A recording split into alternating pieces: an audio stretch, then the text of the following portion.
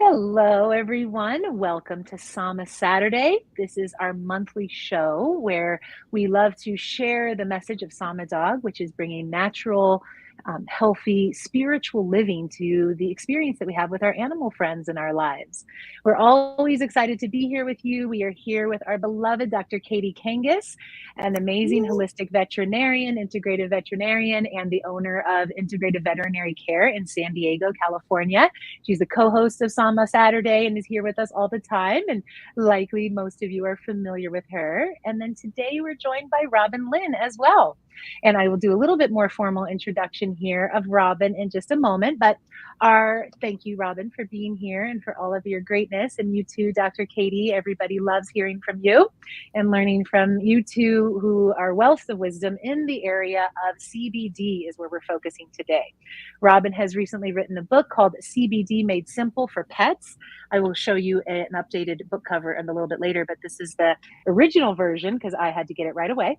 And this conversation is here, and this knowledge and this session we have put together so that we can sort out some of the confusion, give you kind of the ABCs. Already before we started our show today, the ladies were already sharing so much information and goodness that I was like, oh, be sure to share that. Oh, be sure to share that, because they have got some great steps for you. As someone who is pet loving, as I know you are, and wants to be able to give your animals the best care, this is such a great resource. This is such a great supplement, and something to know a lot more about, because it can be a game changer for your animals.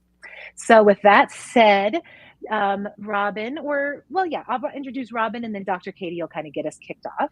So everybody here is aware, and please do let us know that you're here, you're watching, who you're with, where you're watching us from. Let us know if you have any questions. We are here to answer them throughout the conversation, especially a little bit more toward the end.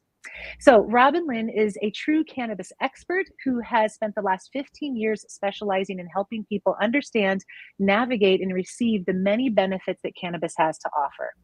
So through helping more than 20,000 people and more than 2,000 animals, she imparts cannabis knowledge in simple to understand terms to facilitate safe use for maximum desired results. Ultimately, isn't that all of what we all want from this product when we bring it into our lives, whether it's our human body or our animal's bodies?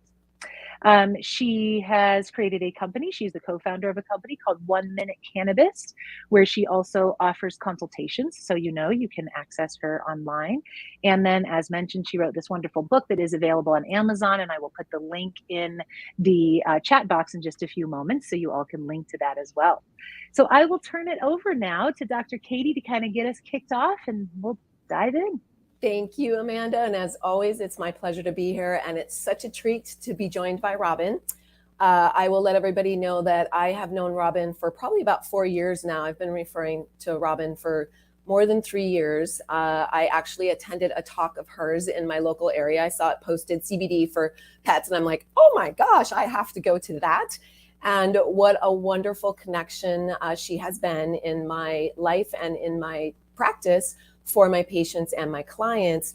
Not only have I learned so much from Robbin for myself to relay and share to my clients, but also being able to refer them to her for her customized guidance has been invaluable to my patients. So just wanted to share that with everyone, just to understand the background that I've had in working with her. And then also I did contribute the foreword to her new book. So you will see my little intro to her book there when you, hopefully when you get it. I'm sure after today you're going to want it. It is fantastically user-friendly. It's super short. It's only 15, 17 pages, something like that. And it's really a how-to guide. And of course, Robbin will get into that a little bit more.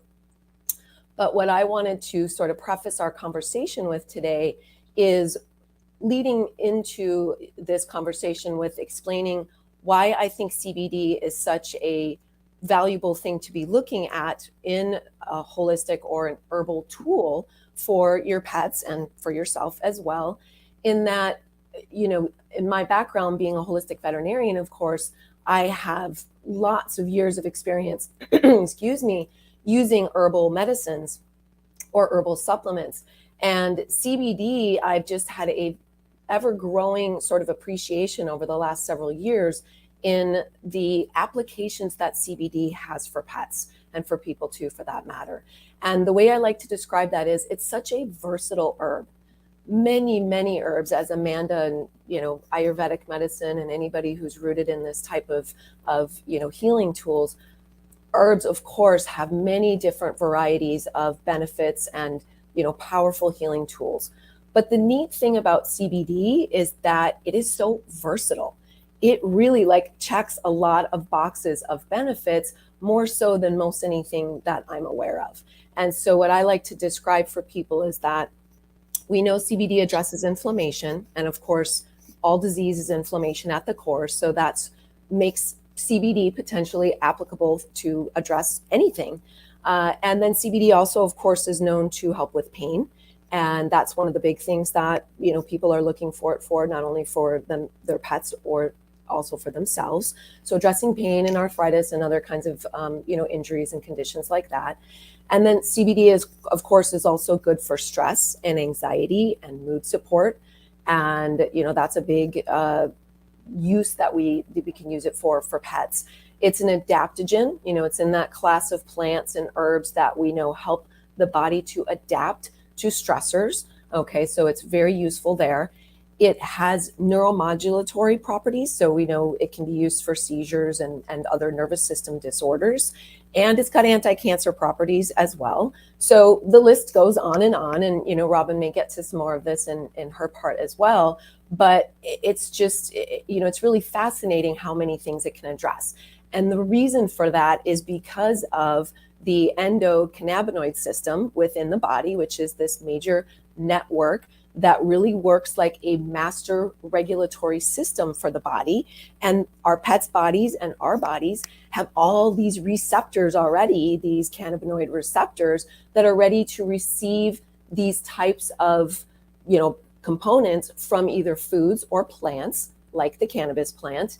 And we have this system already in our body, but a lot of times it is deficient in its action because of many things in our world today, toxins, processed foods, medications, this, that, and the other, that is sort of dulling down the normal response or the normal regulation that the system would have for us or for our pets internally.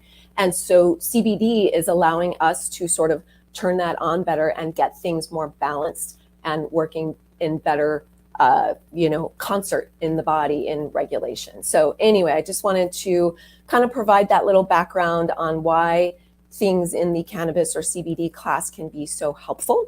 And then the other thing that I would love to bring up in our conversation is the safety of it, because it has a remarkable safety compared to certainly most pharmaceutical drugs, but even compared to, other natural things too.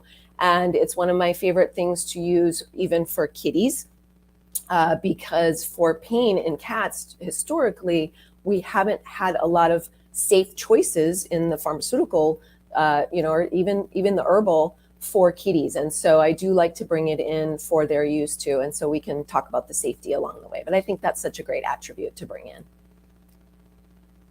So awesome. Yeah. Thank you, Dr. Katie. And that's a great kind of foundation to lay. Also, always great to hear from the veterinarian's perspective, because that's our resource, right? Of where we go to and how we find these amazing connections and practitioners like Robbin. Mm-hmm. So Robbin, go ahead. And I know in Robbin's book, it includes 6 steps for getting optimal results from CBD. So she will be covering that today as well. So Katie, thank you for that nice intro and overview of what people can really expect. And Amanda, thanks for having me on today. So yeah, there are a lot of, I'm going to call them missteps that pet parents will make with CBD. And so the goal of this book is to reach more people, to be able to give you some really good, solid guidance. I know there's a lot of information out there. I get a lot of people saying they're very confused, they're overwhelmed. And so my goal was to make this, very succinct. I characterize this book as a do-it-yourself consult. So if you don't want to take the time to spend with me, or I'm simply not available as fast as you want me, this is a really nice resource to be able to just go through and read step by step what to do. And like Katie mentioned, this is all about our endocannabinoid system. CBD is not a magic pill. It's not a cure-all. But what it's doing is it's helping set right a deficiency in our system. And that's why we see such a broad range of conditions in which it will help.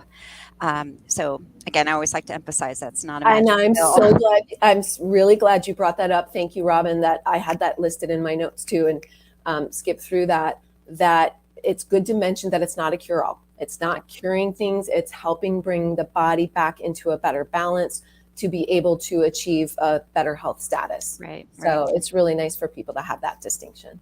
Yeah, and again, and you mentioned kitties, and I'm a big fan of both kitties and doggies. But kitties, are very different than our canine friends, and so we'll talk a little bit about that as well. And it's all these compounds are very safe when they're done, when things are done properly. So what I'd like to do is just kind of give you a real high level, overview of what these 6 steps are, and then we'll be taking some questions and try to really help people get as much information as they want out of this today. So the first step when you're going to use CBD is to define your goal. What is it that you want from it? Do I want my dog to have less pain and improve mobility? Do I want my dog to be less fearful and have less anxiety?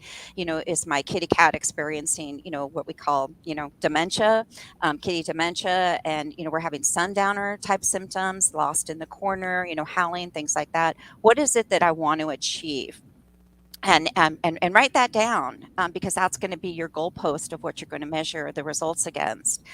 If your pet has more than one issue, pick one to start with, because often what we get is this vicious circle cycle where one thing is causing another. And a good example of that is anxiety, which is often connected to gut issues, right, Dr. Katie? Exactly. And so we pick one area to work on. Maybe it's the gut, maybe it's anxiety, and we often find a cyclical process where other things start to improve. I call that the positive residual results. Things maybe we didn't want to even focus on are better. So that's the first key. And the second key is to pick the right product. But how do you do that? So, when I first started this journey almost 2 decades ago, CBD was something that, people were like, why would you want a product that doesn't make you high? There's a lot of therapeutic value in CBD. And of course, there's a lot of products out there, and there's a lot of extremes of products. There's really good products, and there's garbage, and there's everything in between. So I have, a few things that, when I'm picking a product, I want to always, for a pet, I always want it to be a tincture because we can very carefully titrate and adjust. I want it to be organic. Cannabis is a bioaccumulator, and it will suck the toxins from the ground, and you will ingest those toxins when you take it. So always choose an organic product. Always pick a product where the lab report is readily available. We call that the COA, Certificate of Analysis. If that's not available with your product, skip it, move to the product that will give it to you, because that's going to validate exactly what's in that bottle. Ingredients, I like 2 ingredients is my preference, but really look at the ingredients. Is there anything in there that your animal might be allergic to or might be sensitive to? The simpler the formula, the easier it is for us to deal with any undesireds and what those variables are. And the right concentration is really key. So oftentimes when people bring me products and they say they're not working or they're having some, negative outcomes from it, it's because it's the wrong concentration. It's either there's too little CBD in it, and they're having to give too much volume. So with our animals, a lot of times a product will say give a mil. So think about a dropper. It's probably about this much. We want to give this much. We want to give 1/10 of a mil and get the same benefit. So the higher the concentration, think laundry detergent for a minute, the higher the concentration, the less we put in the machine. We want to do that with our animals. We want to give them as little volume as we can with the maximum cannabinoids. Yeah. So those are my keys. And since you went through all those, I'll just comment on a couple of them just to sort of bring into context for everybody. The first thing with the 2 ingredients, of course, I've seen many products where people will bring me stuff or show me, this is what I've been using for my pet. What do you think of it? And sometimes I'll see tinctures or liquids that have a myriad of other things in there besides the carrier oil, which often will show up as coconut oil, olive oil, MCT oil, or sometimes hemp oil. But there could be fish oil, and there could be, numerous other things. And as Robbin has always, sort of mentored me with is, not only can that sort of dampen down the concentration of the product, but you don't even know the quality of all these other things. I mean, when you bring in, and I certainly don't want fish oil in something that's not refrigerated.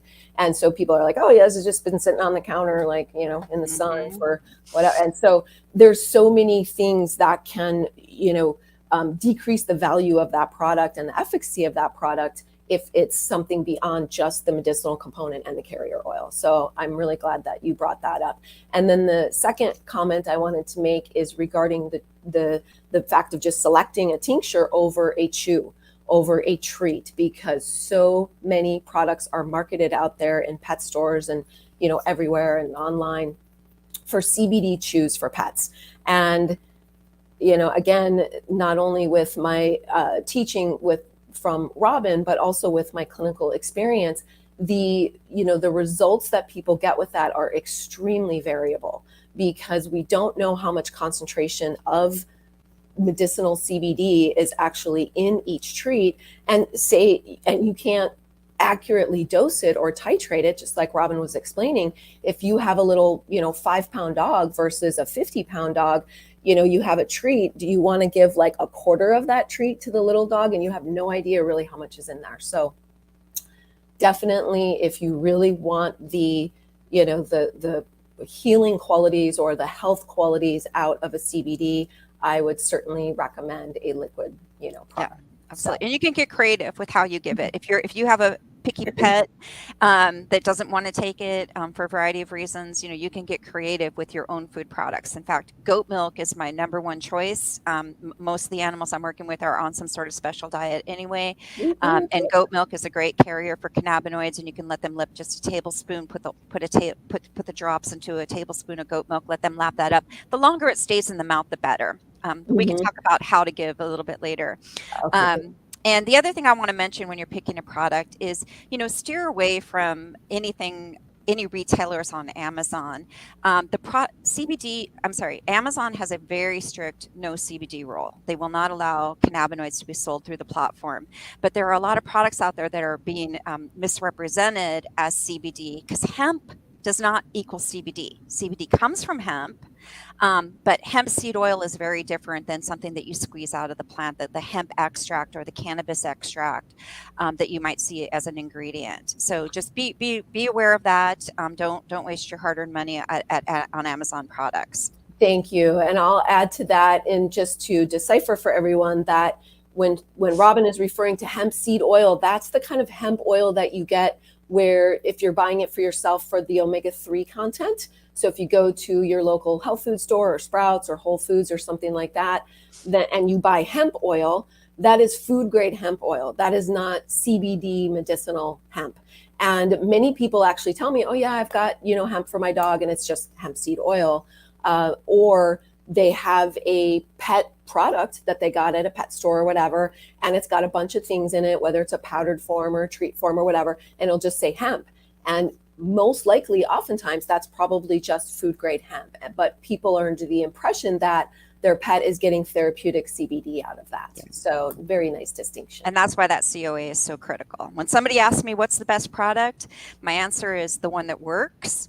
It's a very broad answer, but it's the truth, because, and that COA is the guiding light as to whether a product is good. That's the first place I'm going to look, is does it have what it says or what it claims it has? And does it have other cannabinoids? Because CBD on its own is generally, in my experience, less efficient than when it's working with all those other compounds that they're best friends altogether. Yes. Is the way I characterize that. And I would love to let everyone know in our audience today that Robbin does have videos on her website, a lot of excellent, brief how-to or learning videos. And she does have a video on how to read a COA for yourself. So if you want to analyze a product and you can't get an appointment with Robbin to help you do that, and you want to check the COA, as she said, if they won't provide that and they're not a transparent company, move on and find something else. If you want some more tutoring on how to read a COA, you can go to Robbin's website and watch the video. Yeah, thank you. Yeah. And so step 3 is, what is the starting dose? You know, deciding the starting dose. You know, the label on the product might not be the best place to begin. So if you have a pet branded product, then, you know, there's going to be some information. If you have a product that's also good for humans, that's not going to have any pet information. They can be interchangeable, by the way. I have a lot of families that I work with where the whole family is using the same product. You know, for many of you, if your world was like mine, 2020 and 2021 became one big blur, and anxiety trickled to the top of our list of conditions. And so again, a lot of the whole family was using the same product in many cases, but the starting dose is going to be different for across the board. There is no one size fits all. No 2 phone calls, no 2 consults are ever exactly the same for me. But again, you want to think of some things. So my magic formula in deciding where to help you decide where to begin is, what does your pet weigh? What is the main concentration or the highest concentration of the main cannabinoid in the bottle? Again, usually CBD. And what's your comfort zone? You know, are you nervous? Is this new to you? Or do you want to be really careful? You know your pet is sensitive to other medications perhaps, or other supplements. Do you want to be more aggressive because you're at your wit's end? You know, you've got a dog that's howling all night, you know, because he's, you know, having doggy dementia or is in pain. You know, or do you want to be somewhere in the middle, because you're going to adjust up or down based on what you're seeing. So again, you know, you can start with the information on the label, or you can get a little bit more precise. And those are the things you want to think about. And you want to, you know, go low is usually my criteria. You know, there are extreme cases where we want to be more aggressive, and we'll titrate down if need be. But you want to go low and you want to go slow. That's the mantra. Okay. But I really love one of my favorite doctors in this area, Dr. Sulak, who says, but don't be afraid to go all the way. I talk to many people, and you know, let's say we start with that 1/10 of a mil is a good, you know, safe zone. And we're not seeing what we want, but we're also not seeing anything undesired. But they're nervous about increasing. Okay. And there's a really great story. I love to solicit feedback from my clients. But the latest one is a dog named Cooper, where, you know, 2 years prior, the family had done a consult with me, and we picked a product and we picked a starting dose, and they left him there because they were afraid to go up. And his symptoms started to get a little worse. He also started to get a little bit of that, you know, dementia.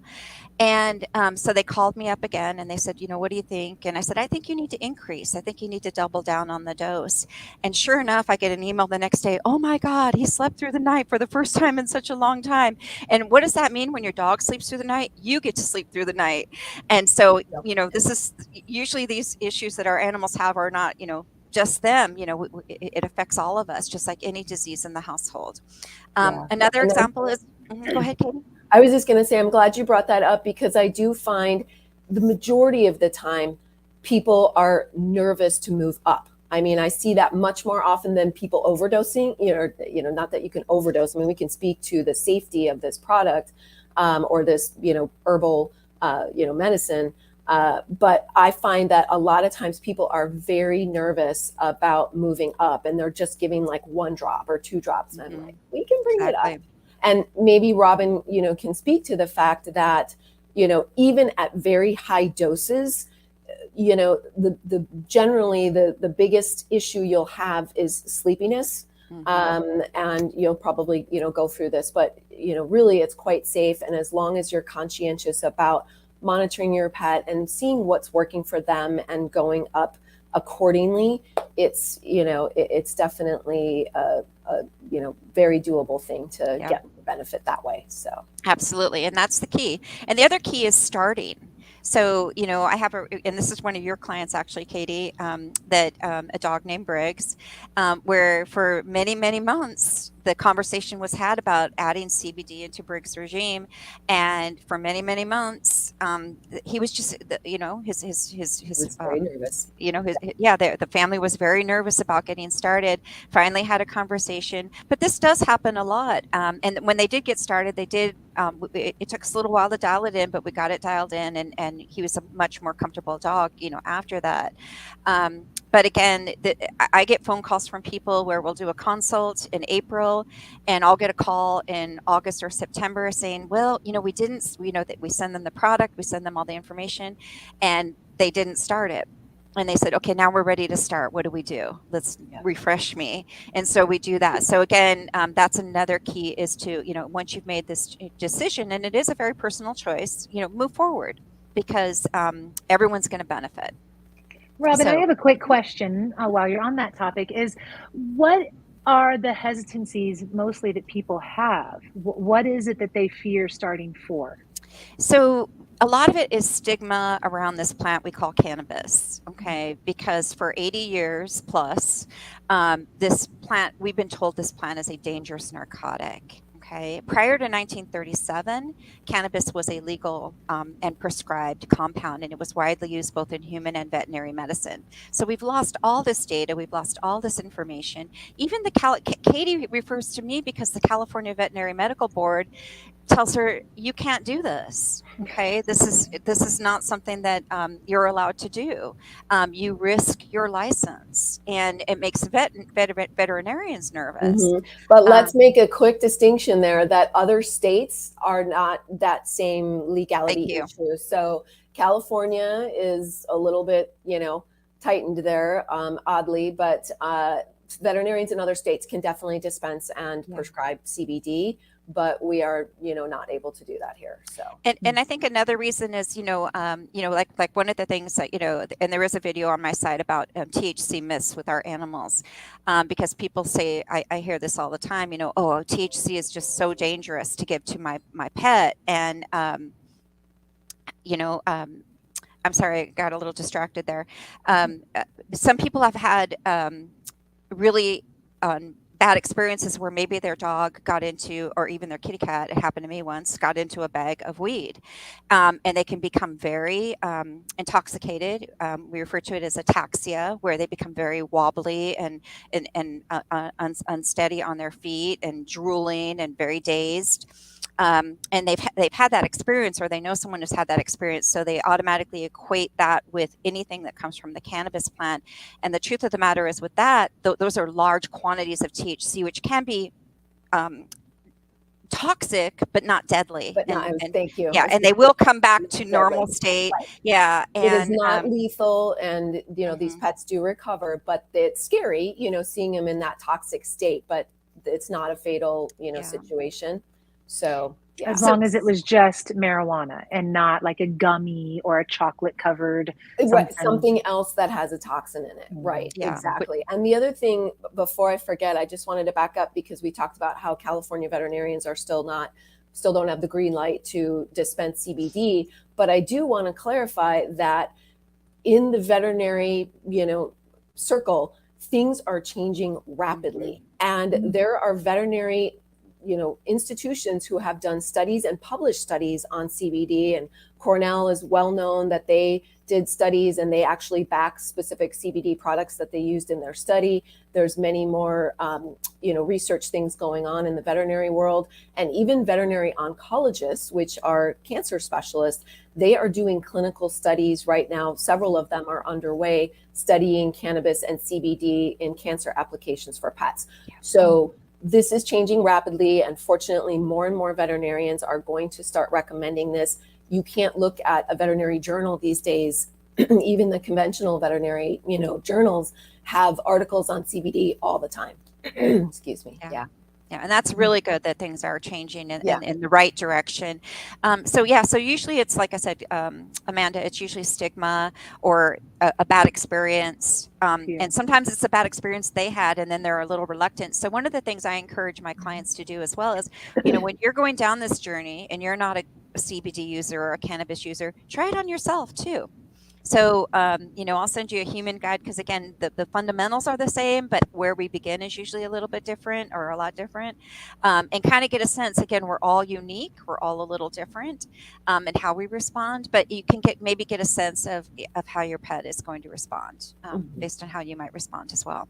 Yep. And maybe this is a good time to interject too, that one of the possibilities with either pets or people is, and one of the reasons why Robbin always counsels to start low and start slow and be there to monitor your pet. Don't just give them their first dose of CBD ever and walk out of the house. But because there's a very small percentage of people, and Robbin can clarify if it's like 4% in people, I feel like it's a little less in dogs, but there's a very small percentage of individuals that will respond with a little anxiety or agitation rather than calming, which is generally the typical response. And so you want to decipher for your pet if that might be an issue for them. And it's rare that I've seen, and oftentimes, and this is what Robbin has helped my clients with too, if that does happen for your pet, a switching of obviously adjusting dosing is the first thing you want to do, but switching a product may make a difference too. And I've seen very few pets that just don't tolerate at all. But there are, occasionally somebody who just doesn't tolerate it or, has a poor response on it. So yeah, and sometimes a non-response. Yeah. So sometimes we get what I'm characterizing it as CBD resistance, but we do have other options in that regard as well. So that kind of segues us right into step 4, which is finding that optimal dose, for your pet. And, some keys there are, again, generally we start with the smallest dose. Some people, again, are kind of on the other extreme and we'll start a little higher. But the key with this, finding this optimal dose is we're trying to find that balance of where are we starting to see some positive shifts, and it might be a very small positive shift. And we're ruling out any undesireds. And in my database of clients and all the pets that I've served, it's less than 1% of the time where I see a dog or a catty who is wired backwards to CBD. And what I mean by that is if you've ever smoked a joint with friends and passed it around, and 2 or 3 people are having a great time, they're lifted, they're giggly, they're happy. One person's kind of passed out, they're kind of done for the night. Maybe somebody else is in the corner going, oh man, what was in that? I am not comfortable. I'm feeling scared and paranoid. And maybe there was a person who was brand new to cannabis, who never tried it in their life, felt nothing. And they're like, well, what's the big deal? Everybody took the same thing, maybe in the same quantities, but they got different responses. And it's not our age, it's not our size, it's not our gender. It's not our experience level, it's our endocannabinoid system and how it responded to what we put in.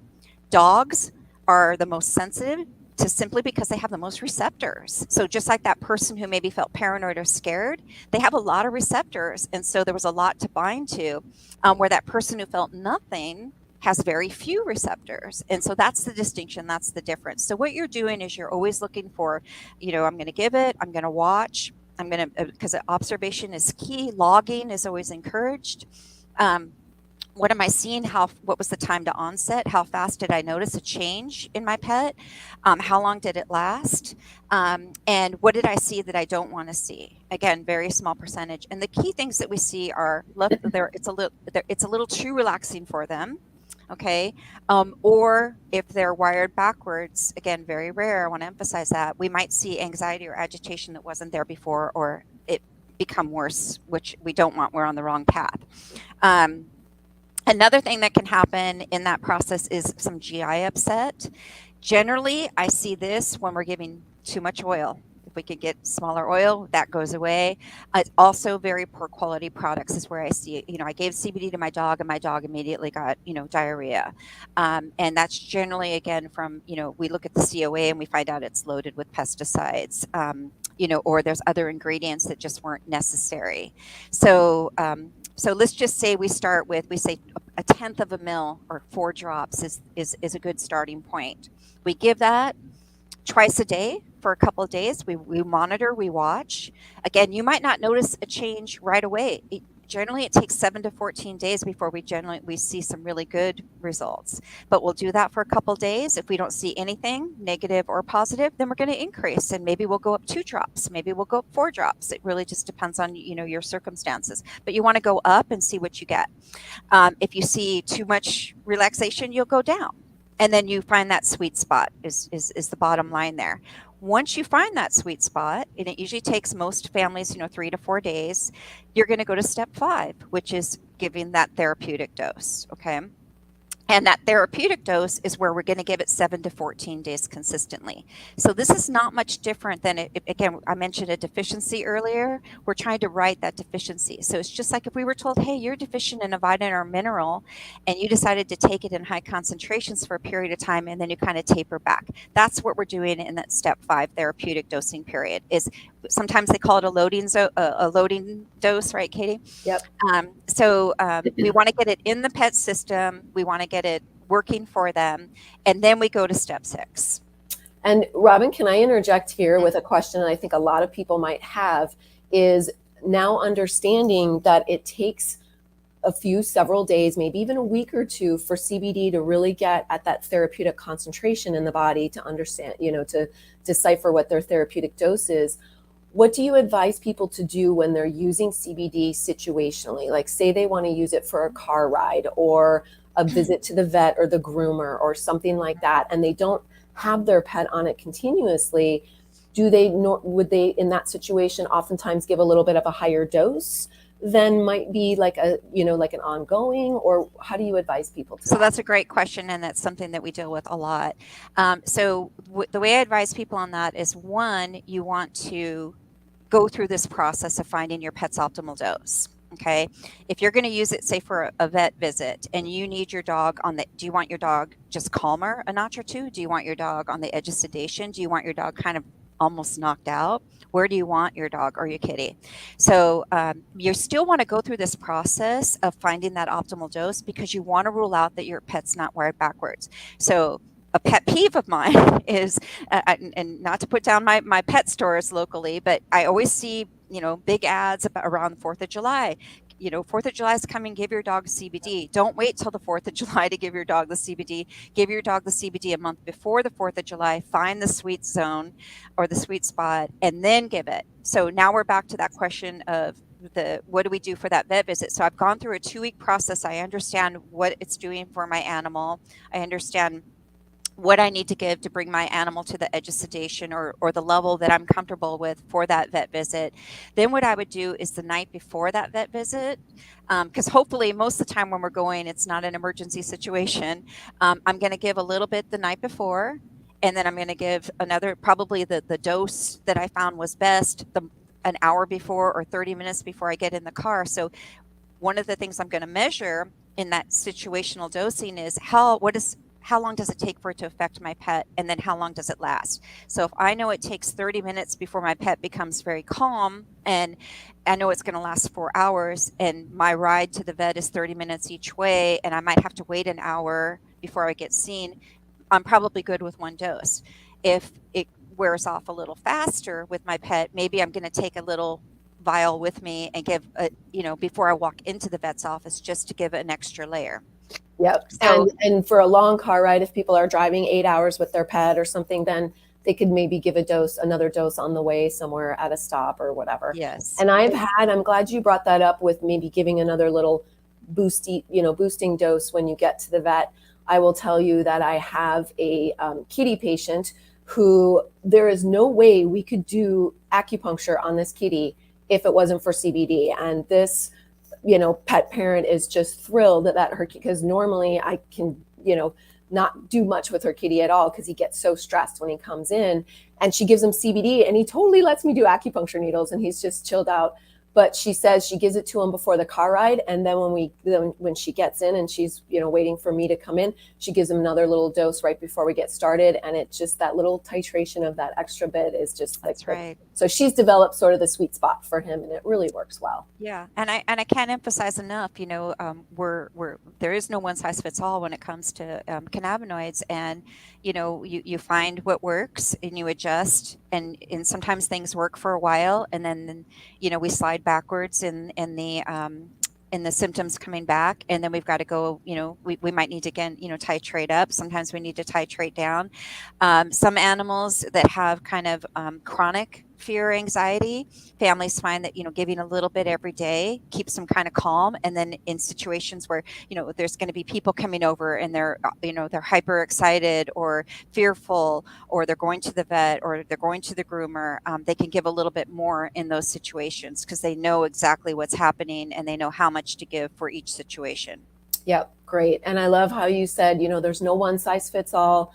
That's one of the reasons why I, recommend people to get a customized guidance with Robbin. And now, with the book being out, having a little more, input there and a good resource. But there are so many different types of formulas and different ratios. And, maybe Robbin can speak to the difference between the full spectrum and the broad spectrum and the isolates. And so there's so much confusion out there, and labeling can be very vague and, difficult for most people to understand. But really that, there's no one size fits all is such an important thing, because you may not get the same success out of a particular product or formula if you're using it for pain versus anxiety, or its anti-cancer benefits versus, something else. And so, it's really nice to get this background from Robbin, so we understand a little bit more about how to select things. And that kind of, again, segues right into step 6, determining what that maintenance dose is. And then I'm going to come back to that full spectrum, broad spectrum isolate definitions. So once we've gone through the process and we're at a place where, we're set, we're happy, or we're getting some good results, then we decide, do we leave everything alone?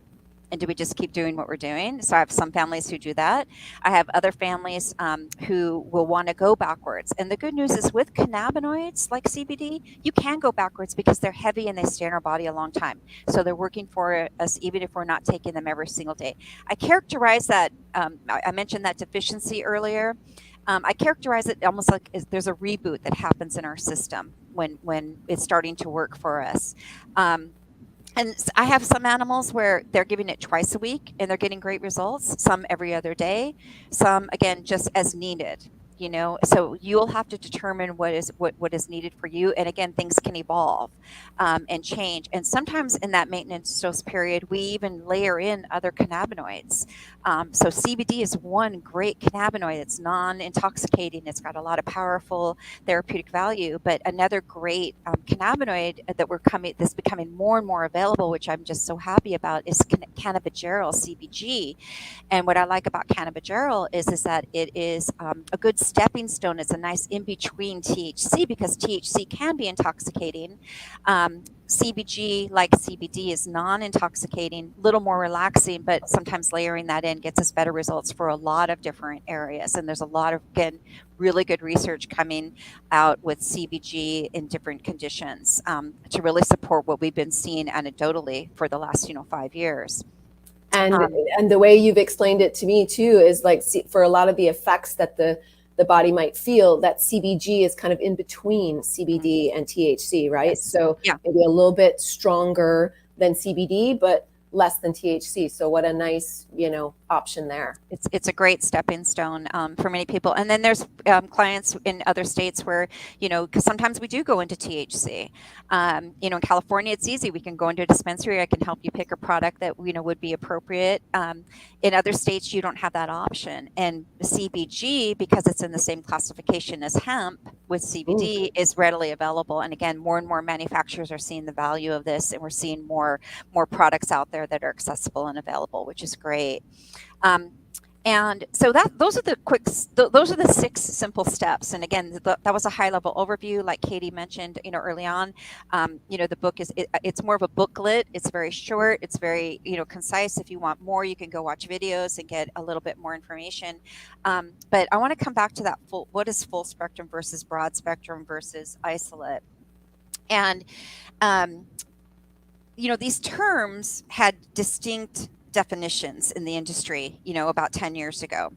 And full spectrum is meant to mean there are compounds, all of the compounds that we find in the plant, of which there are hundreds, are present in some measurable quantity or concentration in that bottle.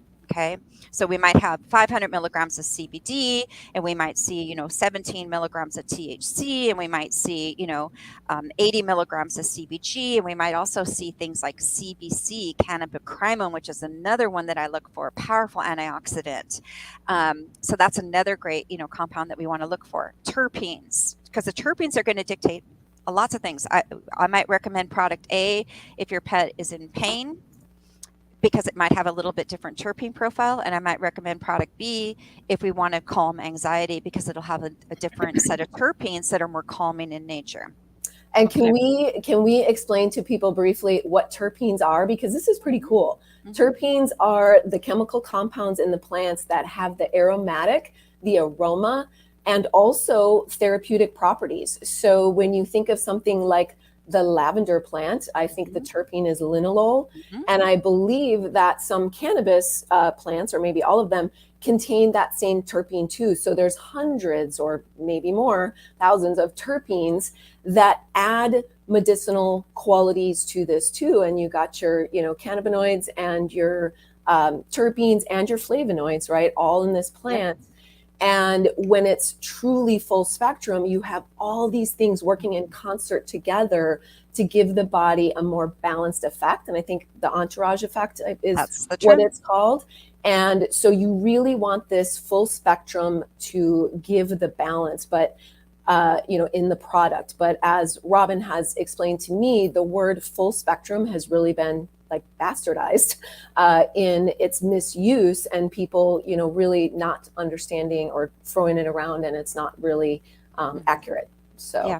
Well, and again, that COA is your key. So if you look at your COA and you see these other compounds we mentioned, THC, CBG, CBC, and the variants of those, and you see an ND in the value in the result, that means it was not detected. So if the machine can't detect it, or it simply isn't there, then your body's not going to detect it. Okay, so that's the thing. So you don't want it to say ND. If it says ND, then that's not a good full spectrum. Yeah. And worse, we don't want to see NT either, which means not tested.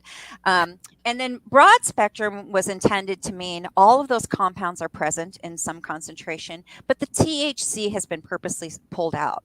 Now that started, again, about a decade ago, where the THC was pulled out because before the Farm Bill went into effect in 2018, which made hemp legal across the United States, many states had a 0 THC tolerance. And so manufacturers who wanted to be in all states were pulling that out. That was one of the reasons.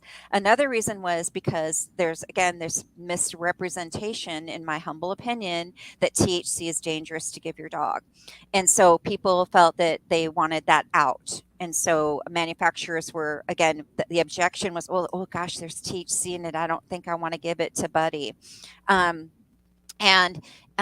In my experience, when people bring me products that are broad spectrum or isolate, where it's just CBD, and they're not getting good results, and we switch to a product with a little bit of everything, including THC, we get an exponential increase in what we're looking for. We get the result we're looking for. And then that word isolate, to kind of circle back to that last thing, isolate simply means it's just CBD. Okay, so they're in the laboratory, they've extracted everything from the plant, and they're pulling out just that CBD. And in some cases, it works brilliantly. It works great, and people swear by it. And I say, then don't change. But when something changes, then we look at going into another level. So, but the good news is there's lots of products out there that match the comfort zone of the family. Because again, if you're not comfortable, what's going to happen? You might not start at all, or you might be too nervous. And I'm a big believer in that power of, we create that energy. And if we think it's not going to work or it's going to be bad, so there are options out there, and you can always graduate if you need to. What a great, thought there to share with everybody, because I completely agree. So starting with your comfort level, and then, stepping from there is the best way to go. And then Robbin, would you also speak to, since we talked about isolates, broad spectrum, full spectrum, water soluble, is that just with the isolates, or is that something else? Because I think that's a nice distinction to make for everybody. Yeah. Too.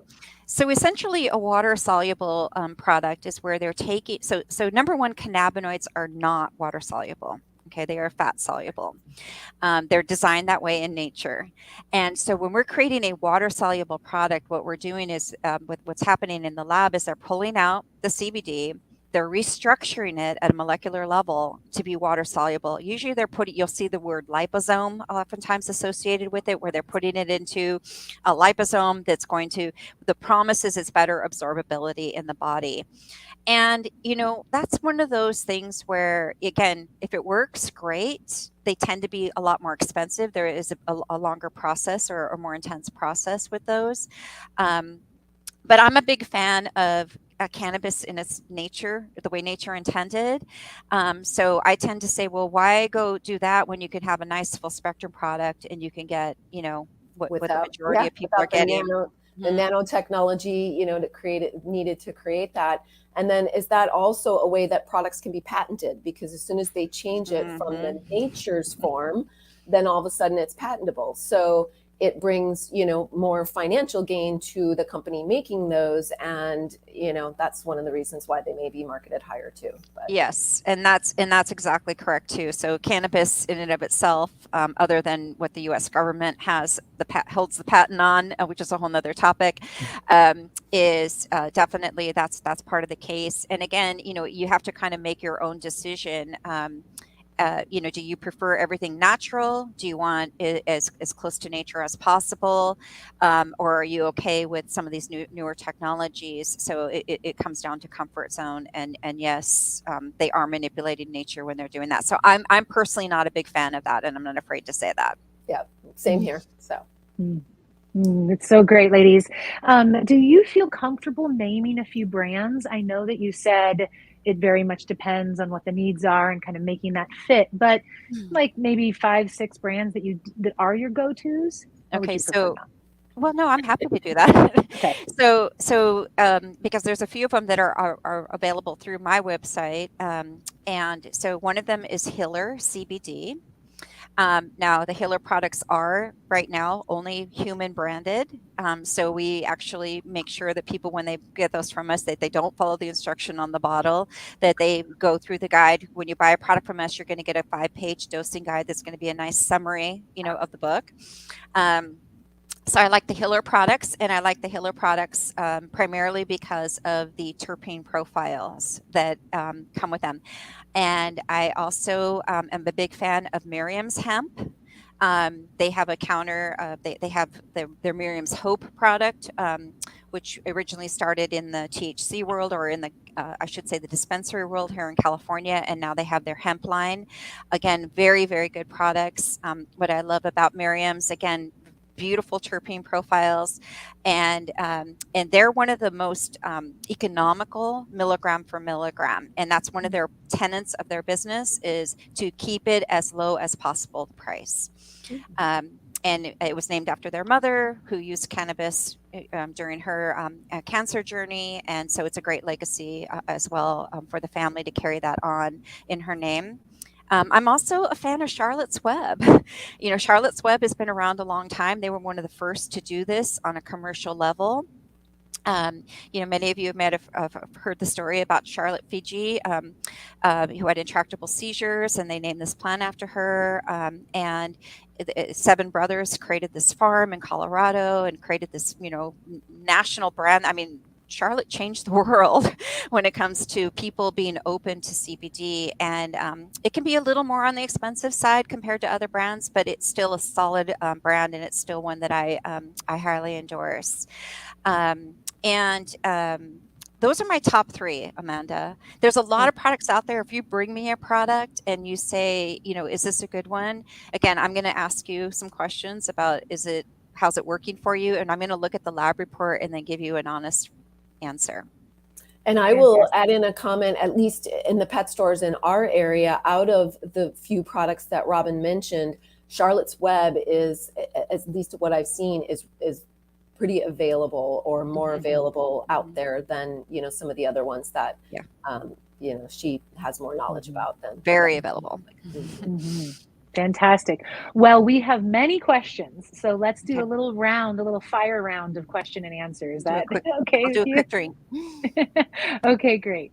So, good. Some of these are just more comments. Thank you all very much for being here, by the way, and for all your engagement, for your love, for sharing, for liking. You know how this all works. Our intention is to get this out in the world for free, easy to just bring it right into their home, and everybody can learn about this everywhere. And just imagine all the pets and the people that we can help with just a simple conversation like this, that's so fact-filled. So we appreciate your support and our community helping spread the word. So let's answer some of those questions. Drea, I have started using flower essence from Black Wing Farms. Can I try CBD at the same time? Yes. Yes, I have several patients, and it's a great question, because when I get patients come to me with anxiety issues or anything that needs some, mood support, those are the top two things I recommend. I would recommend you meet with Robbin, think about some CBD, and flower essences are such a beautiful thing to bring into the fold too. So, and let me just emphasize one other thing there. If when you're using the flower, always do one thing at a time. So if you're brand new to the flower essences, make sure that you use that for, a week or so. Make sure that you know how your pet is responding to that. Then layer in the CBD. Because if you do have any kind of undesired response or negative response, you can quickly rule that out. If you give everything at the same time, you have to start over anyway. So I always encourage that. Yeah. Starting things separately is always wise.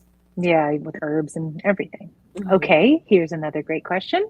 What creative ideas are there for reluctant pets who hate the taste of CBD and have super sensitive tummies? So adding in new foods, even goat milk, is tricky.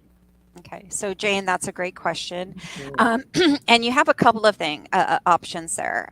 So one, cheek and tongue, between the cheek and the gum is the best. So if you can get it in there and it's safe to do so, that's always my number one. Some people even just put it on their finger and swipe, if that's accessible with your animal. Another one, again, with the food can be tricky and that's why I always say never put it in the food dish, but put it on a bite of food. And that way, if they turn their nose up, you're not wasting a lot of food in the process. But if it's a kitty cat, you can actually use the ear. So that's another way to get it in. And there's a fleshy part of the ear. And again, I'm going to go back to my website again, because I did a little video on how to administer. And you can take the drops and then just kind of give the little massage on the fleshy part of the ear. On the inside of the ear, the hairless portion. Yeah. Yeah. And if your dogs, now cats, it's easy to do that with because they groom their ears all the time. Now, if your dog has very clean ears, you can attempt that with a dog as well, but it does really need to be clean. And you do have to watch if your kitty cat doesn't groom it out because they don't like the taste. You might have to get in there and just kind of wipe it out. Always do a spot test first when you go that way to make sure there is no allergic reaction. I have seen some cats have a reaction. It's usually the carrier oil that's causing it, where they'll get a little redness or tenderness, and then you'll want to stop and try another way. But those are a couple of the tricks. The higher the fat content, the better. I've had somebody tell me they take peanut butter and they make little balls and they freeze it. And their cat will eat it that way because the cat turns its nose up at everything that smells remotely like it. So you just have to kind of get creative. What can I do to kind of mask it? That's a great idea. And so freezing doesn't alter it at all. That's fine. Awesome. No. Good to know. Yeah, good to know. Can CBD, hi Patricia, help with dogs who don't sleep through the night? Yeah. You want me to take this one, Katie? Sure. I was going to say one of the great applications of it, but Robbin, you have or people.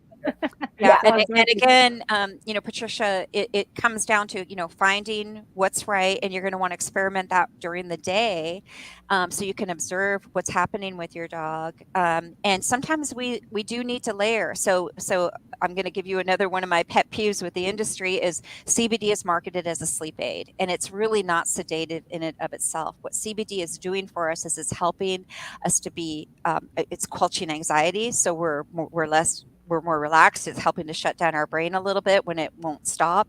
It's also helping reduce pain and discomfort, so sleep can come more naturally.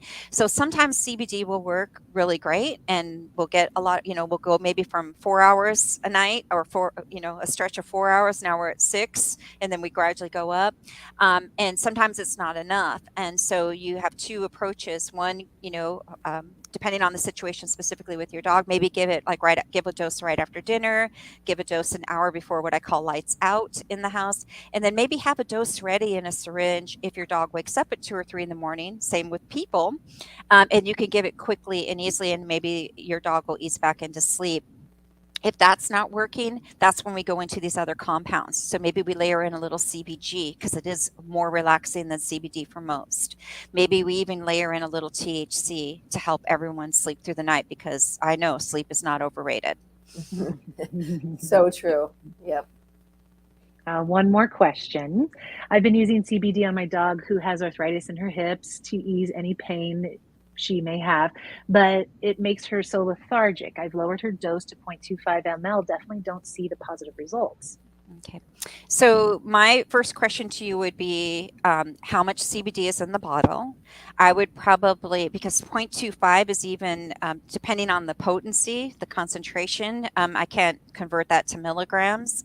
But if your dog is, that means your dog is ultra sensitive to CBD if you're seeing that too lethargic. So I would look for a different brand, because again, it's not just the CBD amount, it's all those other compounds that are in there and what concentration, and it's mostly those terpenes. Because some terpenes are going to, linalool, neurolidol, they're going to be more sedating in nature, more relaxing. We want to look for maybe something that's more rich in beta caryophyllene specifically, so that we don't get that lethargy. And that would be my best advice. Okay, great.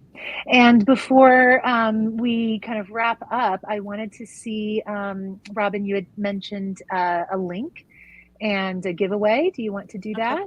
Sure. Okay, great. So I'm going to give away 3 books this morning, and since we're all virtual, we're just going to do a virtual raffle ticket. So there'll be a link in the chat, and you can just go in and fill out this quick form. I just need your name and a way to contact you, and then Katie, Amanda, and I are going to pick 3 numbers, and then it's kind of like calling the radio station, right? Caller number 4. We'll pick 3 numbers, and then those 3 will be our winners. So that's our virtual way of pulling your ticket out of the hat. Yep. Great. And just so everyone knows, in the book too, what Robbin described with like picking a starting dose, a therapeutic dose, and the maintenance dose, and choosing the right strength of a product. She's got nice little graphs and grids in there that make it very easy to understand all the stuff she just explained verbally. So yeah, thank you for that, Katie. And I did put the link to Amazon earlier, but I wanted to show the new book cover. Oops, a little crooked. There we go. Yeah, very thank nice. you. And that's featuring Buddy and Angela there. Those are my kiddos. That's what I figured. I'm like, I know those are Robin's kids. So his ears are adorable. Oh, his ears are the best. So, but even Buddy's he's 8 now. Well, he'll be 8 on May the 4th, and he's having some doggy dementia himself, and he's ultra sensitive to CBD. So we get he starts whining literally at sundown. And with Buddy, because I don't want to give it to him every day because he gets too sleepy from it, I'll go 2 or 3 days because he won't whine, and then all of a sudden he'll whine again, and I'm like, okay, I got to give him another dose, and then again, just like 4 drops for him, and he's about 80, probably between 80 and 90 pounds. So he's a big dog. So yeah, it's nice for people to hear your own experience with just giving it, as needed kind of system too. Yeah.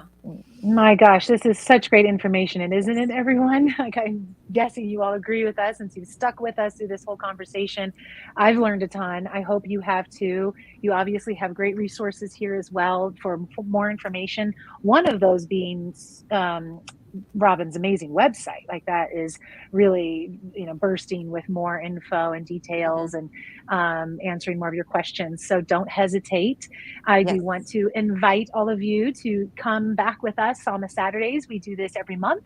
So the way that you will find out if you aren't following our social, or you just don't want to have to worry about that, you can go to samadog.com, sign up for our mailing list, and then every time before we do a Sama Saturday, I always send out an email and let everyone know. And then at the bottom of the screen here, you'll see both of the ladies' websites, both of them available for consultation via remote, and so available anywhere to you. And the link is in the comments for the sign up for the raffle as well. So don't hesitate to do that before you leave. We'd love to give you some giveaways. And that's it. I just want to thank both of you for being here, for spending so much of your time, for your love and your purpose in this world to help the animals. We thank you from the bottom of our hearts. Thank you, Amanda. Thank you for the opportunity. Likewise. And thank you all for being here. We will see you next month. Bye for now. Bye.